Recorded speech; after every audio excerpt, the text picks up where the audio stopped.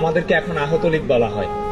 এজন্য না আর এখন কথা বলতে ইচ্ছে করে না। কোথাও গিয়ে হারিয়ে যেতে মন চাই, কোথাও লুকিয়ে যেতে মন চাই। এই স্বৈরাচারের বিরুদ্ধে সংগ্রাম করতে গিয়ে একটা পা হারাই ফেলছি, আতিকুল একটা হাত হারাইছে। আমি এখনো স্টিক নিয়ে হাঁটি। আমাদের থেকে যদি শুনতে হয় আমরা আহত লীগ হয়ে ফিরে আসি, এর চেয়ে বেদনাদায়ক মর্মান্তিক আর হতে পারে না। আপনাদের এখন ক্ষমতা লাগবে, আপনাদের এখন নির্বাচন লাগবে। আমরা আর দ্বিতীয় কোনো ফ্যাসিস্টকে দেখতে চাই না, আর কোনো খুনিকে দেখতে চাই না, আর দ্বিতীয় কোনো হাসিনাকে দেখতে চাই না। কেউ হাসিনা হয়ে উঠবে, তাকে চ্যালেঞ্জ করতেছি, তুমি হাসিনা হয়ে উঠতে পারবা না, তোমাকে হাসিনা হয়ে উঠতে দেওয়া হবে না।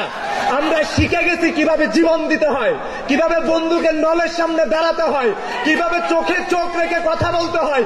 আমাদেরকে আর দমাইতে পারবে না, আমাদেরকে দমানো যাবে না। আমরা এখন কথা বলতে জানি, বলতে জানি, লড়তে জানি, হটাতে জানি, ফেসিবাদকে বিচারিত করতে জানি।